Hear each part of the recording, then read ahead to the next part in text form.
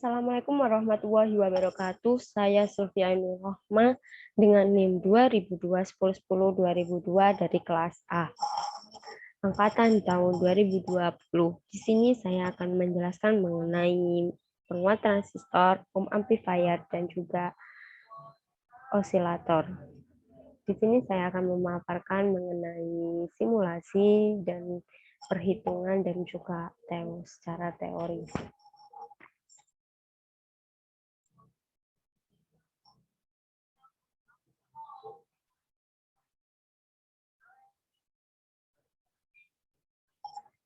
Baik, untuk penguat transistor. Penguat transistor atau amplifier itu sebuah rangkaian yang digunakan untuk memperkuat sinyal, di mana input dari penguat itu sendiri ada tegangan ataupun arusnya, di mana output yang menjadi sinyal itu adalah output sinyal input penguat.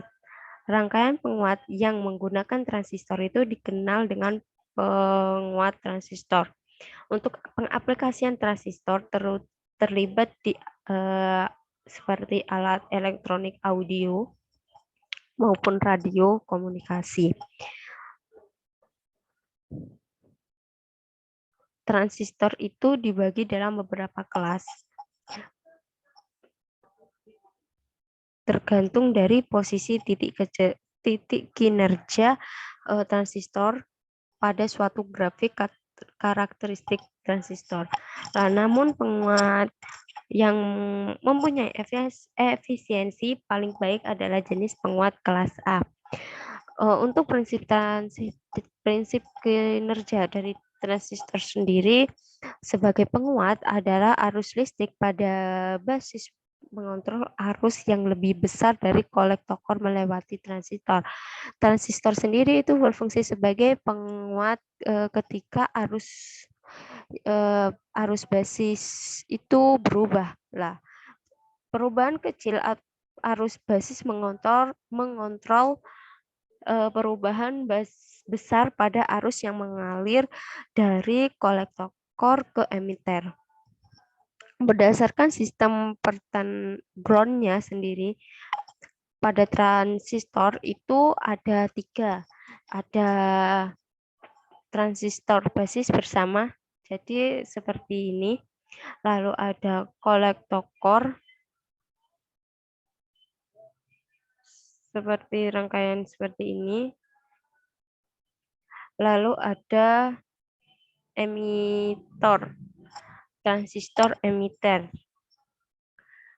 Nah, dari sini itu saya mengambil untuk simulasi, yaitu untuk mengetahui pada bias pembagi tegangannya.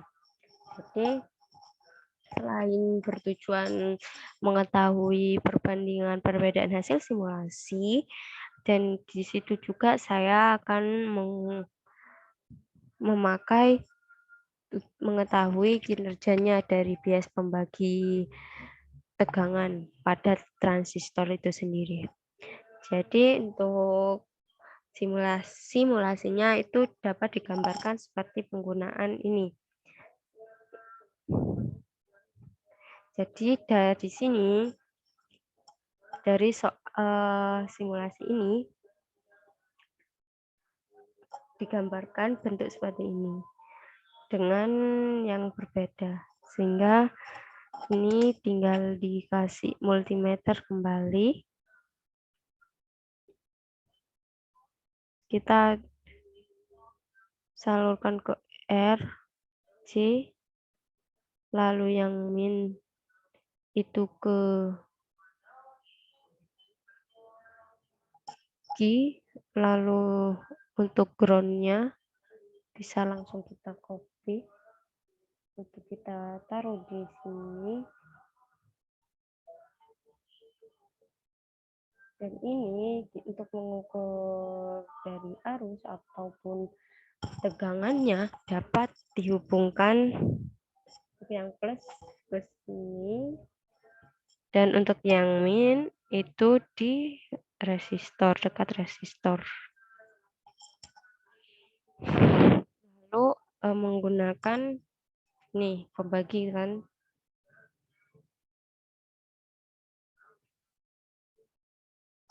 Baik, lalu kalau kita play didapatkan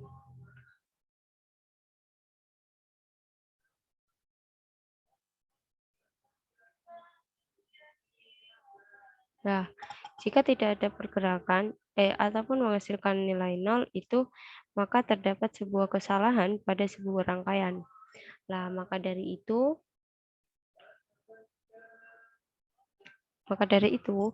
di sini harus kita menggunakan perbaikan. Untuk dari contoh ini kan R127 nanti jadi kita ganti untuk ini 27 R1 adalah 27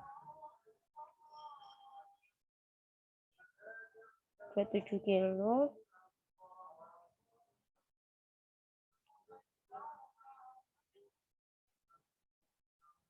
itu untuk R1 R2-nya adalah 5,1 untuk RC adalah 1 kilo ohm untuk ininya adalah 100 dan untuk RE adalah 240. Nah, jika seperti ini semuanya akan terlihat dan muncul hasilnya. Nah, setelah itu didapatkan untuk dari perhitungan sendiri untuk FB yaitu yang sini itu sebesar 2,38. Sedangkan untuk yang ini didapatkan sebesar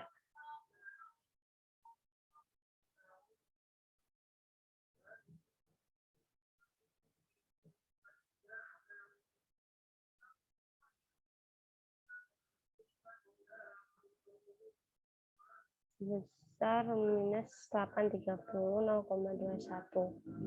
Lalu pada perhitungan lain pada FE sendiri itu 184 milivolt.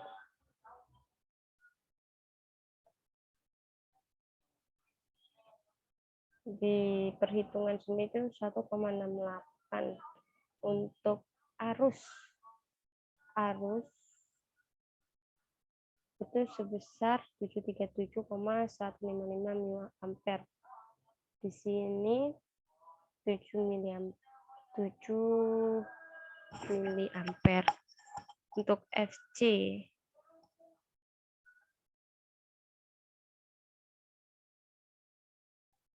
di sini menghasilkan 24, sedangkan di sini adalah untuk menggunakan rumus adalah 8. Maka dari itu dapat disimpulkan bahwasanya pada simulasi dan perhitungan sendiri itu menghasilkan perbedaan yang sangat jelas.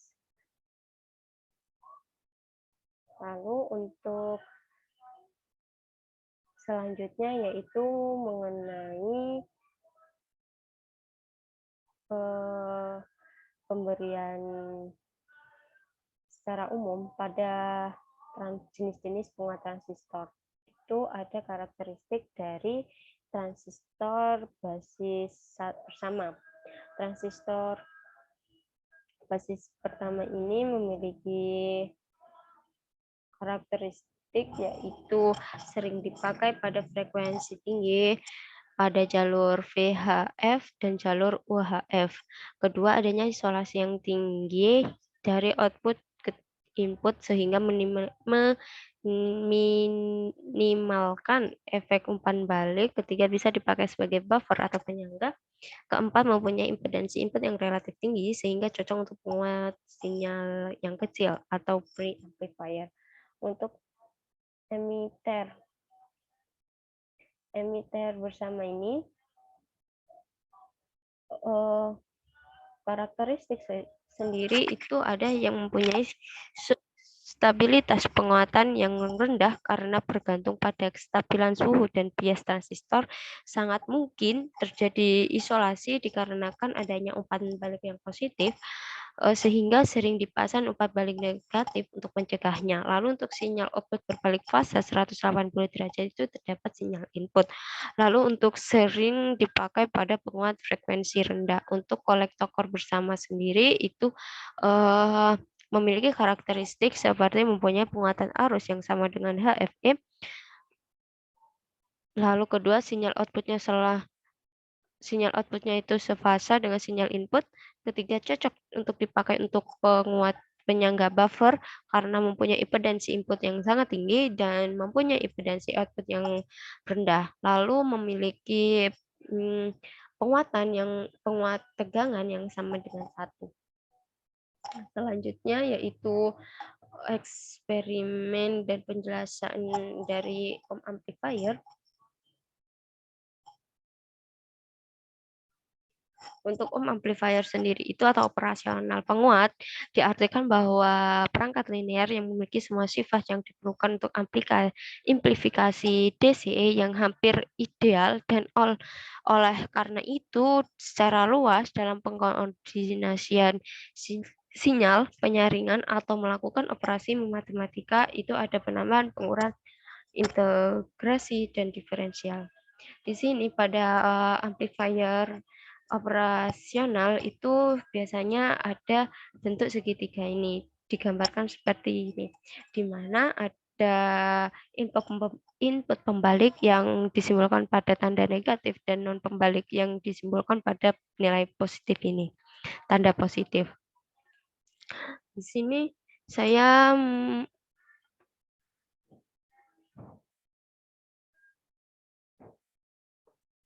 untuk eksperimen pada amplifier ini, saya menggunakan eksperimen pada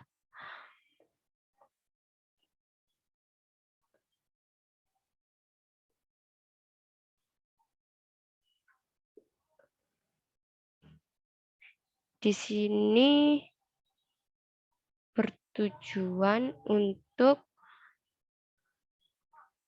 membangun prediksi dan mengukur karakteristik pembeda praktis di berbagai wilayah. Di sini saya untuk cara kinerja sendiri itu kan dengan mengasumsikan kondisi tunak hitung AFP yang ditunjukkan pada gambar ini. Nah, nanti setelah kita buat seperti ini,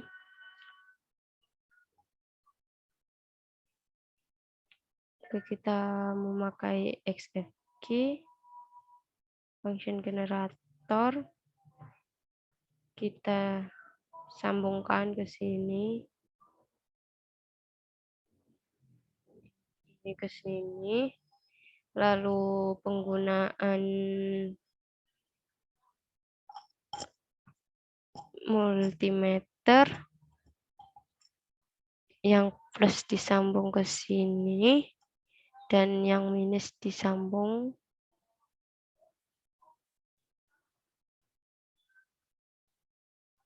Lalu kita pakai FJT dan FEE untuk nilai tegangannya.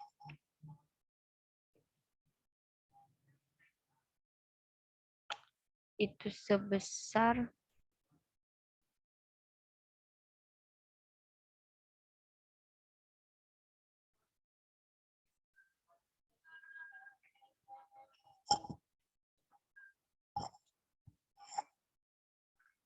kita rotasi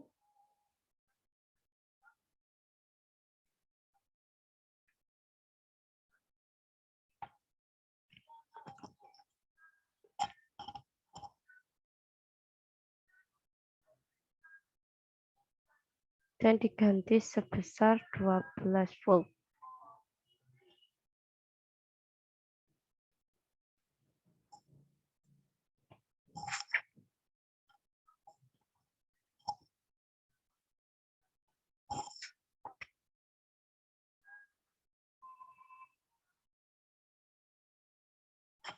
Setelah itu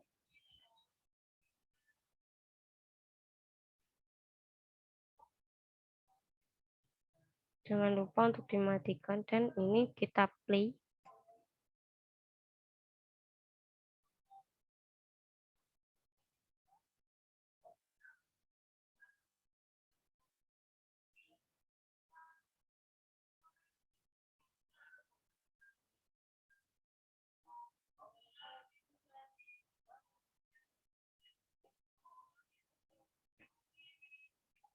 Di sini untuk langkah yang pertama itu kan menghitung dulu untuk FA dan FB-nya. Jadi didapatkan setelah saya hitung itu untuk FA sendiri untuk rumus frekuensinya kan 1/2 PRC. Jadi didapatkan sebesar 0,628 baik itu yang A dan untuk yang B. Nah, untuk nilai arus dari FMB-nya sendiri itu 6,28. Nah, untuk langkah 3 ini kan FI itu-nya sendiri adalah 0,5. 0,5 sin 2pi 100T. Dan juga yang kedua itu saya memakai 0,5 B sin 2pi 500T. Lah, itu dikarenakan pada simulasi ini tadi. Nah, jika menghasilkan seperti ini, maka kita ubah terlebih dahulu pada time base-nya yaitu 2 ms. Lalu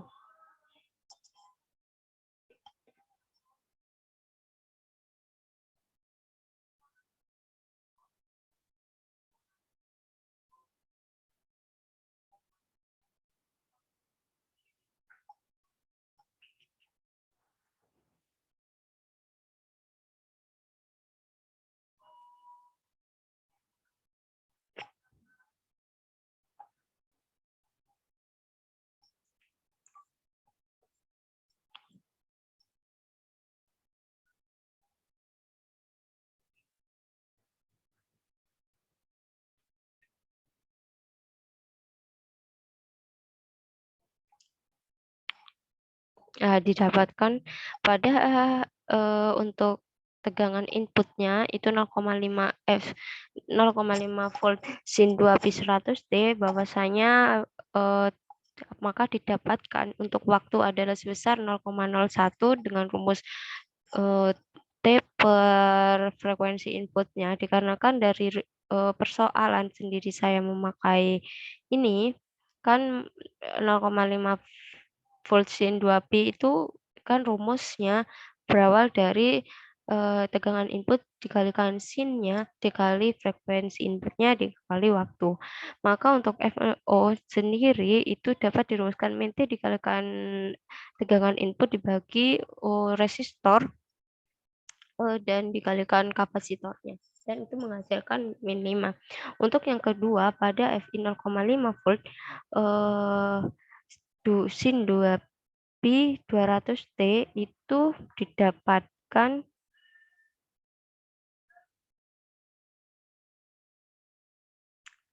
seperti ini itu didapatkan bahwasanya untuk tegangan input itu kan sebesar 0,5 untuk frekuensi inputnya 200 Hz. Lah, jadi untuk waktunya sendiri itu adalah 0,05 second dan F0-nya adalah min 0,2,5. Dan ini dikarenakan di langkah 4 itu juga harus menampilkan dari grafiknya, itu kita pakai di simulasi memakai bot plotter. Bot plotternya untuk yang plus ini kita salurkan ke sini, yang output di sini, lalu yang ini kita sambungkan dengan ini dan ditambahkan ground.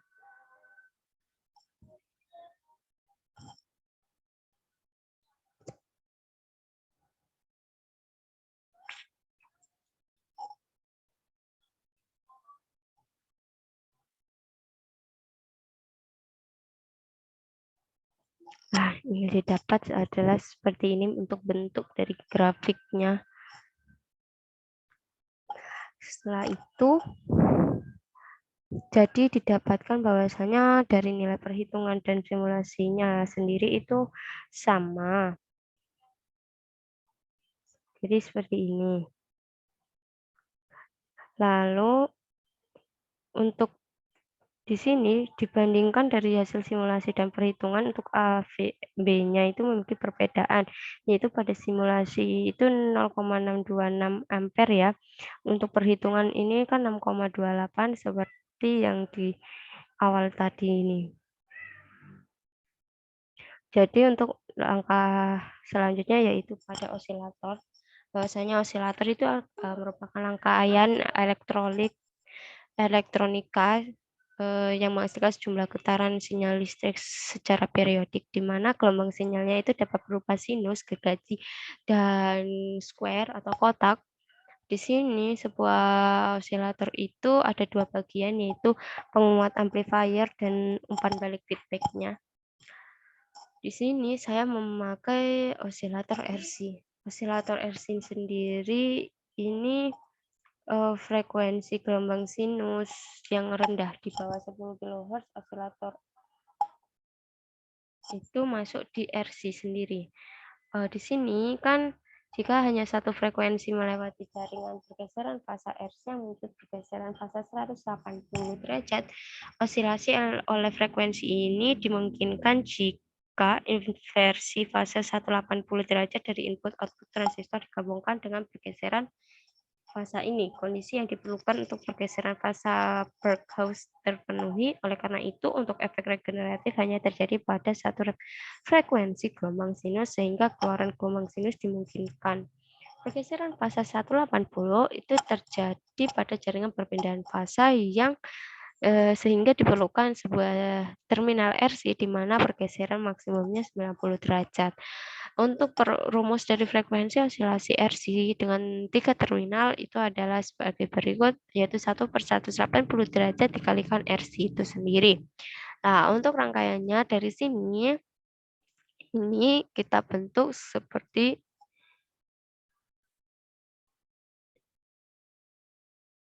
ini.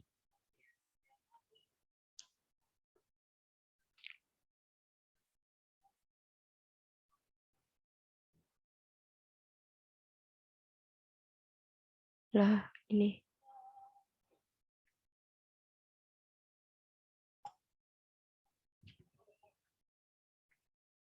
Jadi kita memakai komponen multimeter seperti biasa, function generator, osiloskop, ground, ada kapasitor, ada eh, komponen osilatornya, lalu ada resistor juga, ada FCC, lalu ada sudah di sini. Setelah kita membuat rangkaian ini seperti ini, kita lihat terlebih dahulu. Ini memakai 100, 100, 140, 0,01. 100, 100, 140, 0,1 sudah sesuai. Ini 500 dan 0,1, 500 dan 0,1, 5 dan 0, jadi kalau kita play,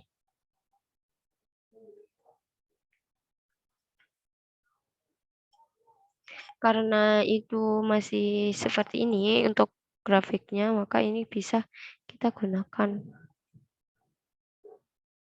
Kita ubah ke atas ke bawah seperti itu.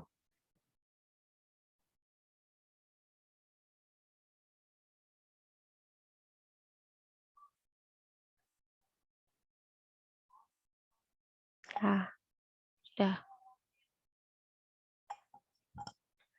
Nah, dari sini didapatkan bahwasanya untuk frekuensi yang keluarannya itu saat dirumuskan 1 per number of space dikalikan time per diff-nya, berarti 1 dibagi 2 dikali 500 per diff-nya. Jadi 1 per 1 sama dengan 1 Hz. Baik itu dari 0,01 dan eksperimen yang kedua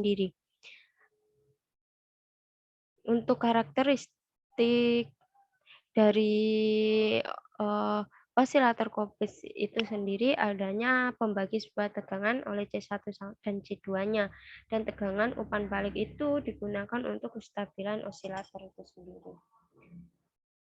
Pada kelebihan pada osilator Colbit itu sendiri itu dapat menghasilkan sinyal dengan frekuensi yang sangat tinggi, stabilitas frekuensi tinggi, jumlah komponen yang lebih sedikit dan sudah cukup, amplitudo output tetap konstan selama rentang frekuensi tetap. Untuk Colbit ini hampir sama seperti Hartley. Pengaplikasiannya seperti di osilator RF, aplikasi seluler, dan komersial. Mungkin sekian dari yang saya dapat sampaikan. Selebihnya mohon maaf dan Assalamualaikum warahmatullahi wabarakatuh.